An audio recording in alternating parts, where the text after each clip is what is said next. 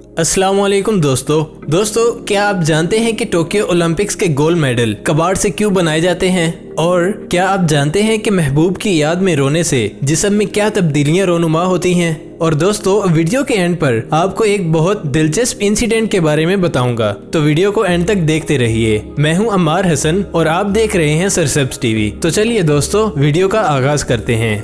Number 1, Indonesia Asia के जनूब मशरिक में वाक़े मुस्लिम दुनिया का सबसे बड़ा मुल्क है। ये 17,508 जज़ायर पर मुश्तमिल है। आबादी के लिहाज से ये दुनिया का चौथा बड़ा और मुस्लिम आबादी के हवाले से दुनिया का सबसे बड़ा मुल्क माना जाता है। इंडोनेशिया में जंगी तैयारे रोजेदारों को सहरी के लिए जगाते रहे हैं। जजीरा जावा में आबादी के ऊपर जंगी तैयारे निचली परवाजें करके रमजान भर में सहरी के लिए जगाने का काम सर अंजाम देते रहे हैं। इनके शोर से लोग नींद से बेदार हो जाते। फजर से कबल मुसलमानों को सहरी के लिए जगाने की जिम्मेदारी इंडोनेशी फिजाइया की है। इंडोनेशी फिजाइया के तर्जुमान सोस योरस ने बताया कि हमारे हवाबाज रात के वक्त परवाजों की खसूसी महारत हासिल करते हैं, ताहम इन्हें सुबह 10 बजे के बाद रोजे की हालत में त्यारा उड़ाने की इजाजत नहीं होती। तर्जुमान ने मजीद बताया कि बरस हा बरस से हमारे यहाँ ये रवायत चली आ रही है। इस रवायत को जिंदा रखने का मकसद इंडोनेशिया की अवाम और फिजाइया के ताल्लुक को मजबूत बनाना है।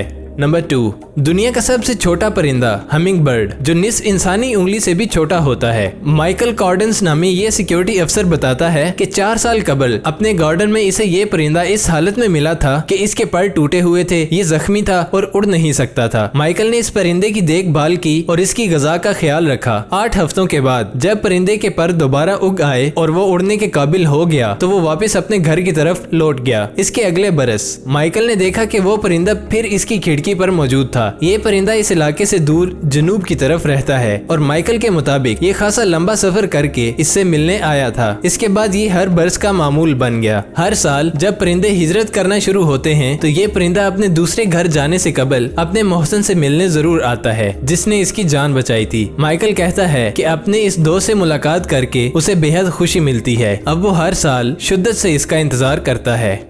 नंबर 3, दोस्तों, कुछ लोग ऐसे भी होते हैं जो अपने जज्बात और आंसुओं को छुपा कर रखते हैं और अश्क बहाने पर शर्मिंदगी महसूस करते हैं। लेकिन अगर आपको ये बताया जाए तो क्या होगा कि जज्बात पर काबू ना पाकर अगर रोएं तो वजन बढ़ने का इम्कान कम हो जाता है। जी हाँ, बिल्कुल। तहकीक से ये बात सामने आई है कि महबूब की जुदाई में रोने वाले अफराद का वजन दुख से कम हो जाता है। तहकीक के मुताबिक जज्बात पर काबू ना पाकर रोने वाले अफराद के आंसुओं में मखसूस हार्मोन्स खारिज होते हैं जो कोलेस्ट्रोल की सतह को बढ़ा देता है। ये तमाम हार्मोन्स इस वक्त पैदा होते हैं जब हम शदीद दबाव का शिकार होते हैं और आंसू बहाने से हमारा वजन कम हो जाता है और दिल को सुकून भी मिलता है। माहिरीन ने बताया है कि रोने के लिए बेहतर वक्त रात के इब्तदाई घंटे यानी रात 10 बजे तक हो सकता है। ये वो वक्त है जब लोग अपने महबूब के साथ होते हैं या अपनी पसंदीदा फिल्म देखते हैं जो इन्हें रोने पर मजबूर कर देती है। लिहाजा अगर आपका रिलेशनशिप खत्म हो चुका है और आप मुश्किल वक्त से गुजर रहे हैं तो दिल की भड़ास निकालें। दिल खोल कर रोने से बोझ कम हो जाता है और इस अमल से हमें अपने जहन को सुकून देने और नई शुरुआत करने का मौका भी मिलता है। नंबर 4, पैदाइश की अजियत सिर्फ इंसानों तक ही महदूद नहीं होती। जानवरों की मादाएं भी इस अजियत से यकसां तौर पर गुजरती हैं और जमीन पर कुछ ऐसे जानवर भी हैं जिनकी पैदाइश का अमल इस कदर खतरनाक और माँ के लिए इस कदर तकलीफ दे होता है जिसे जानकर रोंगटे खड़े हो जाते हैं। केवी की ही मिसाल ले लीजिए। न्यूजीलैंड का मुकामी परिंदा केवी की मादा जब अंडा देती है तो वो इसकी अपनी जिसामत के 20% हिस्से जितना होता है। इसी तरह शिंगल बैक लेजर्ड, जो कि छिपकली की एक किस्म है, एक वक्त में 1 से 2 बच्चे जन्म देती है। ये दोनों बच्चे माँ के जिस्म के 1/3% हिस्से के बराबर होते हैं। ये ऐसा ही है जैसे इंसान का 7 साला बच्चा जन्म ले। एक और जानवर जिसे हम कांटों वाला चूहा कहते हैं, इन बच्चों में पैदाइश के वक्त ही कांटे मौजूद होते हैं, गो के वो नरम होते हैं और पैदाइश के चंद घंटों बाद सख्त होने लगते हैं। ताहम इस वक्त सूरत हाल बिगड़ जाती है जब ये बच्चे उल्टी समत में माँ के जिस्म से बाहर आते हैं। इस वक्त ये कांटे माँ के रहम में फंस सकते हैं जिससे वो सख्त अजियत में मुब्तला हो जाती है। लगड़बगे की मादा के हमल का हिस्सा इसके जिस्म से बाहर मुंसलिक होता है जो पैदाइश के दौरान अक्सर औकात 2 टुकड़ों में तकसीम हो जाता है। ये अमल मादा के लिए न सिर्फ तकलीफ दे बल्कि अक्सर औकात जानलेवा जवाबी साबित हो सकता है। 15% मादा लगड़बगे पहले हमल के दौरान मौत से हमकनार हो जाती हैं। तस्मानिया डेवल नामी जानवर एक वक्त में 50 बच्चों को जन्म देता है, मगर इसकी जिसामत निहायत मुख्तसर होती है। ये माँ की जिस्म से सफर करते हैं और इसके कैसे यानी कैंगरू की तरह बनी झोली में पहुँच जाते हैं, जहाँ ये अगले 4 माह गुजारते हैं। मगर इनकी माँ एक वक्त में सिर्फ 4 बच्चों को दूध पिला सकती है, चनांचे वही 4 बच्चे जिंदा रहने में कामयाब होते हैं जो दीगर बच्चों से ज्यादा ताकतवर होते हैं। नंबर 5, दोस्तों नशा सिगरेट का हो या चाय का, अगर लत लग जाए तो छुड़वाना मुश्किल हो जाता है। लेकिन जापान की नागासाकी यूनिवर्सिटी की इंतजामिया ने नशे की बुरी आदत में गिरफ्तार असातिज़ा से सिगरेट नोशी तर्क कराने का एक अनोखा तरीका निकाल लिया। यूनिवर्सिटी ने सिगरेट नोशी करने वाले असातिज़ा की नशे की लानत से छुटकारा पाने के लिए इनके यूनिवर्सिटी में दाखिले पर पाबंदी लगाने का ऐलान कर दिया है। यूनिवर्सिटी के तर्जुमान यूसुता काकोरा ने कहा कि हमारा ख्याल है कि सिगरेट नोशी तदरीसी अमल के खिलाफ है। सिगरेट नोशी करने वाले असातिज़ा के जामिया में दाखिले पर पाबंदी से शहरी आजादियों के कानून की खिलाफ वर्जी नहीं होती। नागासाकी यूनिवर्सिटी अपनी नौइयत की पहली दरसगाह है जिसमें सिगरेट नोशी करने वाले असातिज़ा के दाखिले पर पाबंदी आयद करने का फैसला किया गया है। एक और बात बताते चलें कि जापान के कई शहरों में मकामी हुकूमतों ने पब्लिक मकामात पर सिगरेट नोशी को ममनू करार दे रखा है, ताहम किसी तालीमी इदारे में इस तरह की पाबंदी का ये पहला वाक़या है।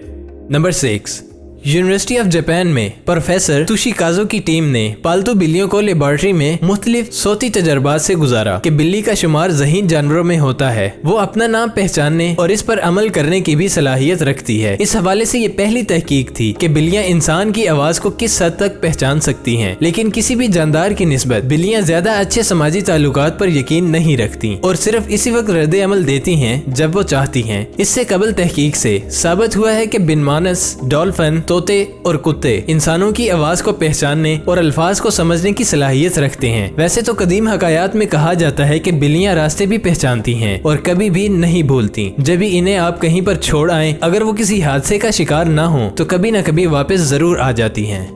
नंबर 7, दोस्तों आज तक आपने बहुत से लग्जरी, महंगे और खूबसूरत होटल्स के बारे में तो सुना होगा, लेकिन जिस होटल के बारे में आपको आज बताने जा रहे हैं वो तो शायद ही है कि अगर आपने सुना हो। अमेरिकी शहर लॉस वेगस में बनाया जाने वाला दुनिया का महंगा तरीन होटल इसलिए भी मुनफरिद है कि इसमें दुनिया के महंगे तरीन आसाइशी कमरे बनाए गए हैं। कंपनी का कहना है इस कोशिश का मकसद सियाहों को आसाइशी रहाइश फराहम करना है। ये होटल 9000 स्क्वायर फुट रकबे पर बने 2 मंजिला होटल की एक और मुनफरिद बात ये है कि आसाइशी कमरों में आने वाले मेहमानों का इस्तकबाल खूनहार टाइगर शार्क करती हैं। खबरसा इदारे के मुताबिक दुनिया के महंगे तरीन होटल्स में 2 रात क़याम का किराया 2 लाख अमेरिकी डॉलर है। मज़कूरा होटल को बरतानवी डिजाइनर डामेन हरेस्ट ने तैयार किया है। क्या आपने कभी इस होटल के बारे में सुना था? कमेंट सेक्शन में जरूर बताइएगा।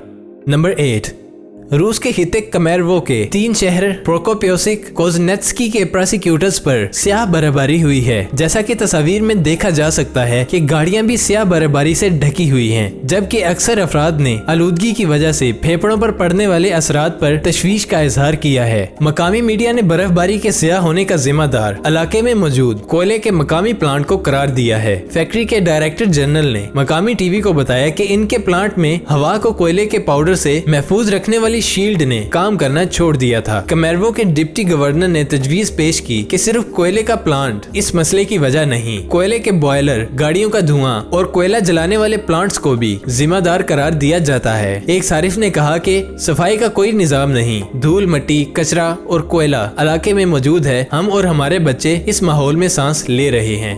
नंबर 9, बरतानवी खबरसा इदारे के मुताबिक इलेक्ट्रॉनिक कूड़े से निकाले गए धात से तमगे बनाने के मंसूबे पर 2017 से काम शुरू कर दिया गया था। इसको काबिल अमल बनाने के लिए पुराने स्मार्टफोन्स और लैपटॉप को बड़ी तादाद में जमा किया गया है। इस मंसूबे के तहत 3.30 किलोग्राम सोना, 4100 किलोग्राम चांदी और 2700 किलोग्राम कांसी जमा करना थी। मुंतजमीन के मुताबिक कांसी का हदफ गुज़श्ता साल जून में पूरा हो गया था, जबकि अक्टूबर तक उन्होंने सोना हासिल करने का 90 90% हदफ हासिल कर लिया है, जबकि 85% चांदी भी जमा कर ली गई है। टोक्यो ओलंपिक्स 2020 की इंतजामिया ने एक बयान में कहा है कि एक अंदाजे के मुताबिक तमाम तमगों को तैयार करने में जो मतलूबा धात की मिकदार रह गई है वो अतिया किए गए मोबाइल फोन से हासिल कर ली जाएगी। दोबारा काबिल इस्तेमाल बनाए गए धात को जापानी अवाम, कारोबार और संतों से हासिल किया गया है। याद रहे कि 2016 के रिव्यू ओलंपिक्स में चांदी और कांसी के तमगों में 30% रिसाइकल शुदा मवाद इस्तेमाल हुआ था।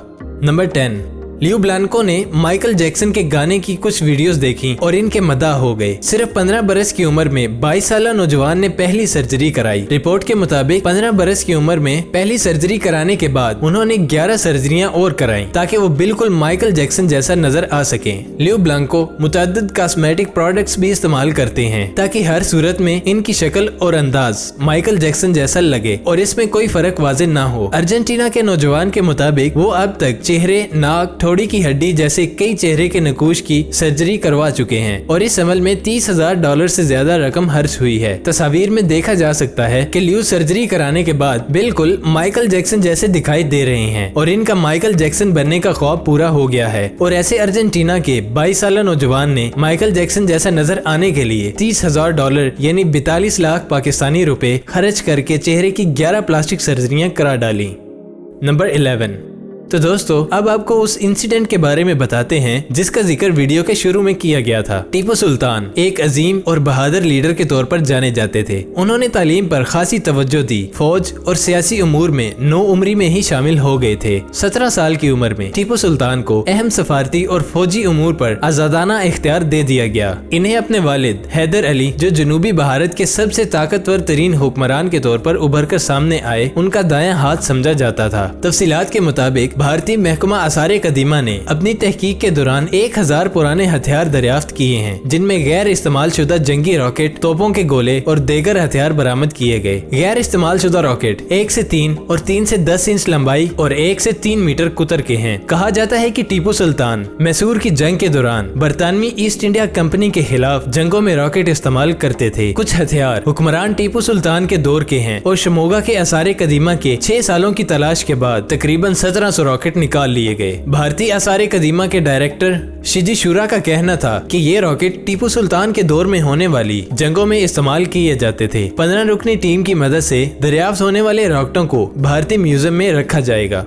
तो दोस्तों उम्मीद करता हूं कि आपको आज की वीडियो बहुत पसंद आई होगी। इसी तरह की इंफॉर्मेटिव और इंटरेस्टिंग वीडियोस देखने के लिए हमारे चैनल सरसब्स टीवी को सब्सक्राइब करें और साथ मौजूद बेल आइकन को क्लिक करके ऑल नोटिफिकेशन को इनेबल कर लें। तो मिलते हैं एक नई वीडियो के साथ, तब तक के लिए अपना बहुत सा ख्याल रखिएगा। अल्लाह हाफिज।